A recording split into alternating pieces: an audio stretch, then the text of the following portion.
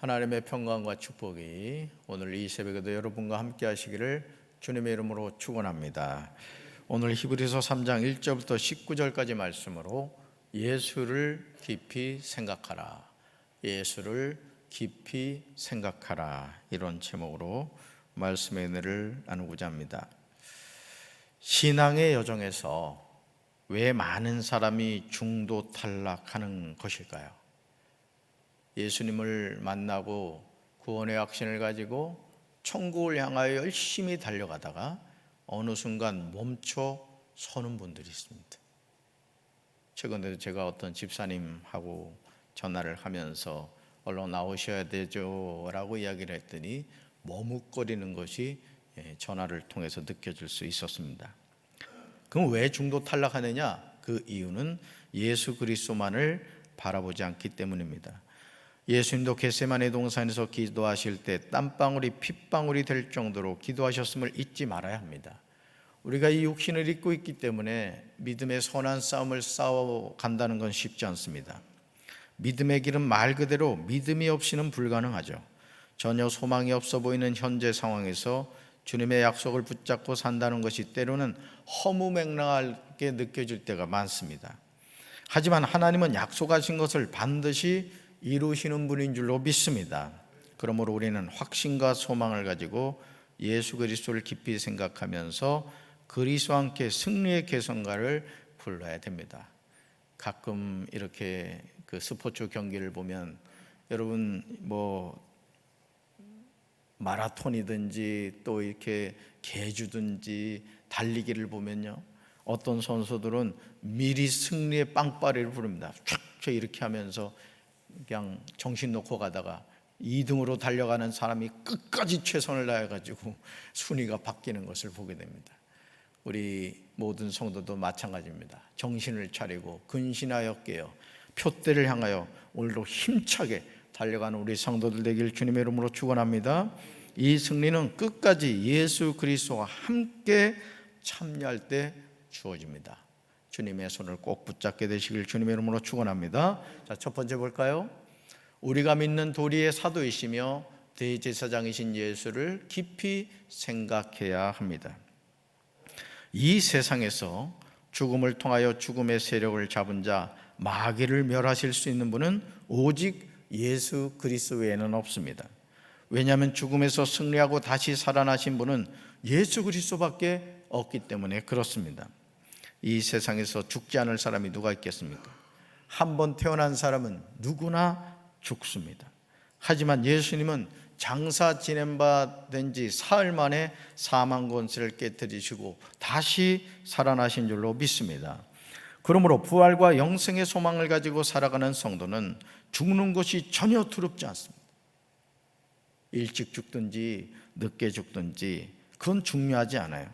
나에게 주어진 사명이 무엇인가를 알고 그 사명을 감당하면서 매일 힘차게 살아가는 것이죠. 앞으로 내가 얼마의 인생 여정을 더 살아갈지 여기서 아시는 분이 있습니까? 아무도 알지 못하죠. 그러나 중요한 것은 주님이 나에게 맡겨주신 사명, 내가 그 사명을 위해 최선을 다하겠다는 마음을 갖고 살아간다면 주님이 언제 불러간다 할지라도 우리는 아쉬울 것이 없습니다. 예수님이 돕지 못할 인생은 없습니다. 그러면서 히브리서 기자는 1절에서 이렇게 말하죠. 1절 같이 읽습니다. 그러므로 함께 하늘에 부르심을 받은 거룩한 형제들아, 우리가 믿는 도리의 사도이시며 대제사장이신 예수를 깊이 생각하라. 아멘. 사랑하는 성도 여러분, 누가 예수님을 깊이 생각하죠? 그것은 하나님께 부르심을 받은 사람들이에요. 우리는 항상 예수님을 깊이 생각해야 됩니다. 주님이 나를 불러주셨다는 사실을 잊지 말아야 되죠. 하나님이 저와 여러분에게 보내신 예수님은 우리 믿음의 사도이시며 대제사장이 되십니다. 예수님은 자기를 세우신 아버지 하나님에게 신실하셨어요. 이게 중요해요. 나를 불러주신 분 앞에서 충성되다는 거예요. 성실하다는 거예요. 눈에 불 뜨는 사람이 아니란 얘기겠죠? 이것은 모세가 하나님의 온 집에서 충성한 것과 같습니다. 그러나 예수님은 이스라엘 백성들을 40년 동안 이끌었던 모세보다 위대하십니다. 여러분, 어제 우리가 새벽 기도회 때 예수님이 누구보다 위대하다? 천사들보다 위대하다고 했어요. 유대인들은 천사를 숭배하면서 예수님이 천사보다 못한 존재라고 생각을 했습니다. 그러나 천사보다 예수 그리스도가 위대하신 분이다, 히브리서 기자가 증언했어요. 자, 그런데 오늘은 예수님이 누구보다 위대하시다? 모세보다 위대하신 분이다라는 거예요. 히브리서 기자는 그 근거로 4절을 제시하고 있죠. 4절 같이 읽습니다. 집마다 지은 이가 있으니 만물을 지으신 이는 하나님이시라. 아멘. 집을 지은 사람이 집보다 더 존귀한 것 같이 예수님은 모세보다 더 큰 영광을 누리기에 합당한 분이라는 거죠. 왜냐하면 만물을 지으신 성자 하나님이시기 때문에 그렇습니다. 모세는 하나님의 피조물이지만 예수님은 창조주가 되신다는 거예요. 그러니까 여러분, 우리가 위대하고 강하신 주님, 우리 주 하나님, 위대하고 강하신 분이라는 거예요. 할렐루야. 그러므로 우리는 믿음의 주이신 예수님을 깊이 생각하며 살아야 될 줄로 믿습니다. 어떻게 하면 예수님의 기쁨이 될까? 어떻게 하면 예수님을 따라갈 수 있을까? 어떻게 하면 그리스도의 편지로서, 그리스도의 향기로서 하나님의 자녀답게 살 수 있을까? 깊이 생각하시기 바래요. 할렐루야. 두 번째 볼까요? 우리가 소망의 확신과 자랑을 끝까지 굳게 잡고 있으면 우리는 그의 집입니다. 히브리서 기자는 5절과 6절에서 모세와 그리스도의 다른 점이 무엇인가를 제시합니다. 당시 유대인들에게 모세는 이스라엘 민족을 이끈 위대한 지도자였고 또한 위대한 선지자였습니다. 모세를 능가할 수 있는 사람은 없다, 이렇게 생각을 했죠. 즉 모세를 위대한 인물로 보았던 겁니다. 하지만 그리스도는 모세와는 비교할 수 없는 분임을 강조하고 있습니다. 우리가 주목해 보아야 하는 내용이죠. 모세는 하나님이 장차 말씀하시려는 것을 증언하기 위한 일꾼으로서 하나님의 온 집안 사람에게 성실하였습니다. 그러나 그리스도는 아들로서 하나님의 집안 사람을 성실하게 돌보셨습니다.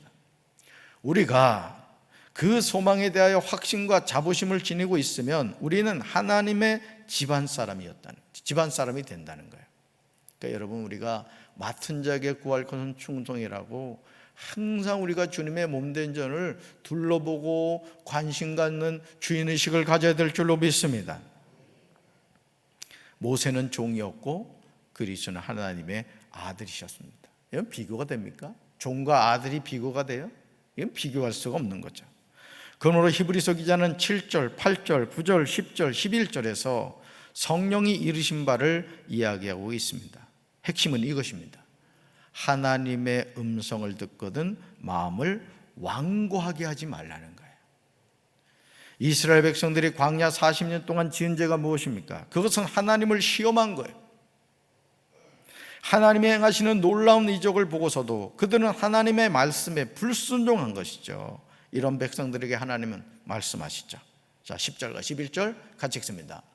그러므로 내가 이 세대에게 노하여 이르기를 그들이 항상 마음이 미혹되어 내 길을 알지 못하는도다 하였고 내가 노하여 맹세한 바와 같이 그들은 내 안식에 들어오지 못하리라 하였느니라. 아멘.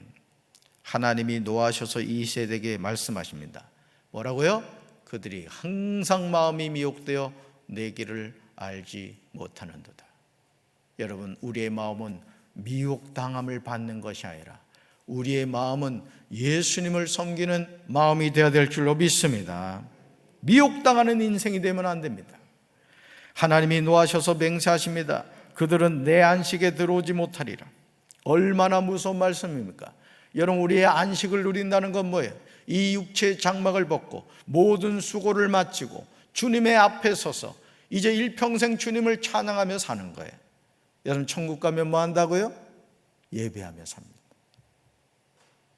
천국 가면 예배하며 사는 거예요. 하나님 아버지를 찬양하고, 그건 교회도 없어요. 해도 달도 별도 필요 없어요. 하나님 그분이 빛이 되시기 때문에 그냥 우리는 그 하나님과 더불어 살고 하나님을 찬양하고 하루가 천년 같고 천년이 하루 같은 삶을 사는 거예요. 예배 잘 들으시기 바라요. 예배가 지겨운 분들은 천국 가는 거 진짜 고민해야 된다니까. 예배 기쁨이 돼야 돼. 저는 우리 교회 예배가 감격이 넘치고 성령의 기름 부으심이 있고 그냥 저 현관문을 들어오기 전부터 성령의 감화 감동이 되어 눈물이 그냥 줄줄 흘러내리고 말이야. 하나님 그분을 찬양할 수 있는 기쁨이 되길 바래요. 그냥 찬양할 때도 말이죠. 우리 교회는 안 그런데 저 이웃교회 보니까 박수를 그냥 칠까 말까 이런 사람들이 있다대. 그 세상에. 우리는 안 그러잖아, 그렇지? 그냥 상긋상긋 웃으면서 말이야 그냥. 지금 뭔 얘기하는지 지금 그런 것 같아. 자, 보세요. 오늘 저와 여러분의 삶은 어떻습니까? 우리는 하나님의 말씀에 전적으로 순종하며 살고 있습니까? 어떠세요? 히브리서 기자는 12절에서 경고합니다. 12절 같이 읽습니다. 형제들아, 너희는 삼가 혹 너희 중에 누가 믿지 아니하는 악한 마음을 품고 살아계신 하나님에게서 떨어질까 조심할 것이요. 아멘. 이제 우리는 그 누구라 할지라도 악한 생각을 품거나 믿음을 소홀히 하지 말아야 돼요. 악한 생각을 품지 마세요. 마귀가 여러분의 마음을 지배하지 못하게 하십시오. 누굴 미워하는 마음이 든다거나 불평과 원망하는 마음이 든다거나 여러분 마귀에게 지배당하지 마십시오. 항상 저와 여러분의 마음은 하나님의 성전이라는 것을 생각하시고 기쁨이 충만하고 감사가 충만해야 될 줄로 믿습니다. 믿음을 소홀히 하지 마세요. 믿음을 놓치지 마세요. 우리가 그런 마음을 가지게 되면 살아계신 하나님을 따르는 데 방해가 될 뿐입니다. 우리는 나의 삶이 살아계신 하나님에게서 떨어질까 조심해야 돼요. 제가 말씀드리죠. 내가 지금 신앙생활 똑바로 하고 있나? 내가 구원받을 만한 믿음이 있나? 내가 하나님의 자녀라는 이 사실이 정말 바르게 고백되어지고 있나? 우리 가정을 바라볼 때도 세상적인 기준을 보면 뭐도 없고 자녀들을 바라볼 때도 여러분 이웃에 있는 개똥 있네 집하고 비교를 자꾸 해보면 뭐도 안 되고 근데 여러분 왜 비교합니까? 하나님이 나에게 준 자녀인데 안 그래요? 바꿔드려요? 개똥 있네 하고 바꿔드려요? 안 되죠. 어떻게 바꿉니까? 하나님이 여러분에게 보내주신 천사들이에요.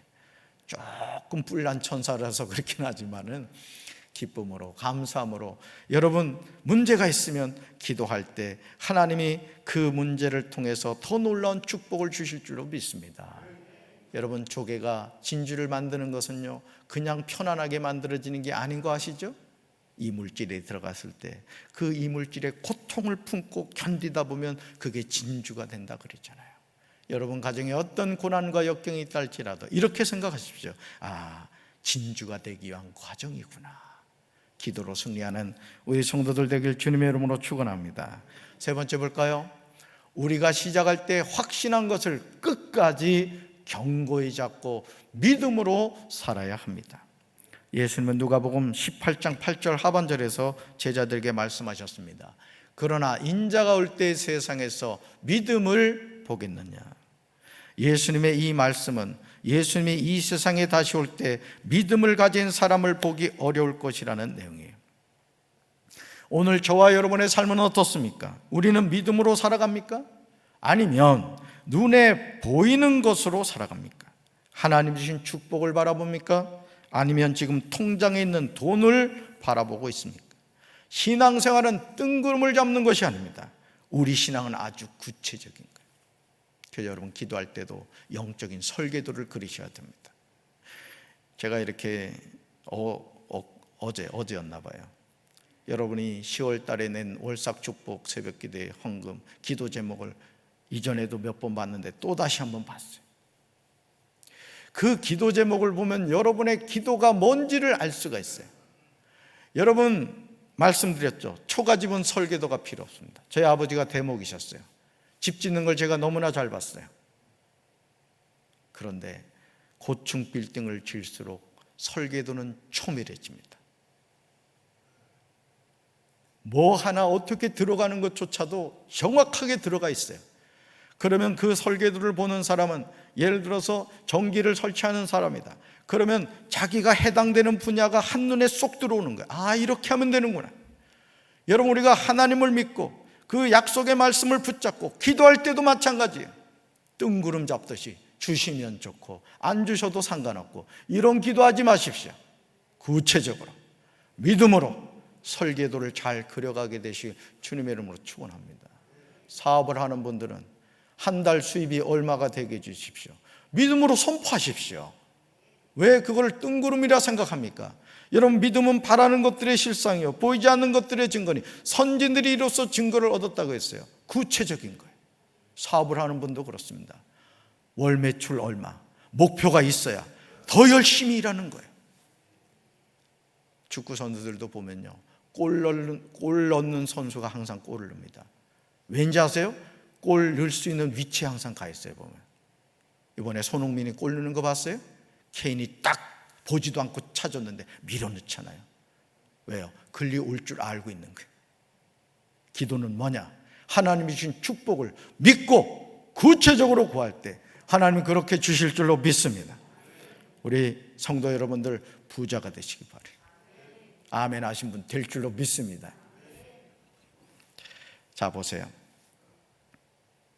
그러므로 히브리서 기자는 14절에서 이렇게 말해요. 14절 같이 읽습니다. 우리가 시작할 때 확신한 것을 끝까지 견고히 잡고 있으면 그리스도와 함께 참여자가 되리라. 아멘. 암송하셔야 될 말씀이에요. 누가 그리스도께서 주시는 구원을 함께 누리는 사람이 됩니까? 처음 믿을 때 가졌던 확신을 끝까지 가지고 있는 사람. 어떤 사람이 그런 우스갯소리를 하더라고요. 야, 천국 가봤냐? 이제 믿는 친구한테 하는 얘기. 그래서 나 안 가봤다? 야, 그럼 뭘 믿고 너 천국이 있다고 그렇게 열심히 신앙생활 하냐? 그래서 이 친구가 그랬대요. 야, 예를 들어서 천국이 없다고 치자. 근데 죽고 보니까 진짜 천국이 있어. 그럼 너 누가 손해냐? 깨달아져요? 그 친구의 수준으로 그렇게 설명을 해줬다는 거예요. 여러분, 그런데 천국이 있어요, 없어요? 분명히 있습니다. 분명히 있다고요. 확실하게 믿어야 될 줄로 믿습니다. 그렇습니다.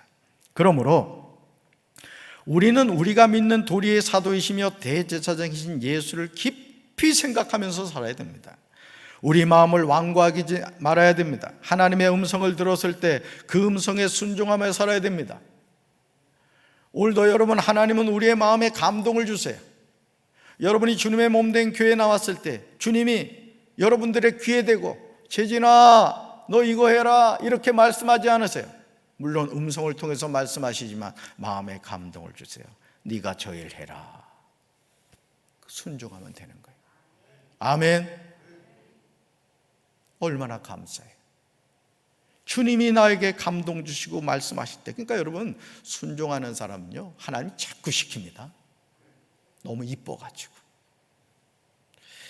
정말 놀랍고 안타까운 점은 노예 생활하던 애굽에서 하나님이 모세를 통하여 건져내시고 자유를 주셨음에도 하나님의 말씀에 불순종하였다는 사실이죠. 어제 둔산 성강교회 세미나를 갔는데 그 목사님이 그런 말씀을 하시더라고요. 저는 오늘 하루만을 삽니다. 참 귀감이 되지 않아요? 저는 오늘 하루만을 삽니다. 그 얘기를 하더라고요. 여러분, 오늘 하루를 최선을 다해서 살면 하나님이 우리 내일도 책임져 주시는 거예요. 쓸데없는 걱정에 매여가지고 잠도 못 자고 고민하다가 해야 할 일을 하지 않는 그런 게으른 종이 되어서는 안 될 줄로 믿습니다. 이런 불순종하는 사람들을 하나님이 심판을 하세요. 17절과 18절 나옵니다. 같이 읽습니다. 또 하나님이 40년 동안 누구에게 노하셨느냐? 그들의 시체가 광야에 엎드러진 범죄한 자들에게가 아니냐? 또 하나님이 누구에게 맹세하사 그의 안식에 들어오지 못하리라 하셨느냐? 곧 순종하지 아니하던 자들에게가 아니냐? 아멘. 하나님의 말씀에 순종함이 축복임을 믿어야 돼요. 아멘. 40년 동안 하나님의 말씀에 불순종함으로 그들의 시체가 광야에 엎드러졌습니다. 히브리서 기자는 이들을 범죄한 자들이라고 표현합니다. 하나님의 말씀에 순종하지 않은 사람들에 대해서 하나님은 그들이 안식에 들어오지 못하리라고 맹세하세요. 천국 들어가지 못한다는 거예요. 여러분, 교회를 왔다 갔다 한다고 천국 가는 게 아니에요. 예수를 잘 믿어야 될 줄로 믿습니다. 죄 사함을 받아야 될 줄로 믿습니다. 주님이 맡겨주신 사명을 감당해야 될 줄로 믿습니다. 100m 달리기를 해도 죽을 힘을 다해서 뛰는 사람이 1등을 하는 거예요. 우리가 믿음의 선한 싸움을 싸워갈 때도 마찬가지입니다. 이왕 구원받은 천국 백성으로 신앙생활을 하면 정신을 차리고 근신하여 하나님의 일을 감당해야 될 게 아니에요. 그렇습니까? 안 그렇습니까? 우째 대답이 없습니까? 그렇습니다. 그러니까 여러분, 앞으로는 기쁨과 감사함으로 걸어갈 힘이 있으면, 뭔가 할 수 있을 일이 있으면 열심히 일을 하세요. 열심히. 우리 교회 할 일이 너무 많다니까. 난 둘러보면 손 할 일밖에 안 보이는데.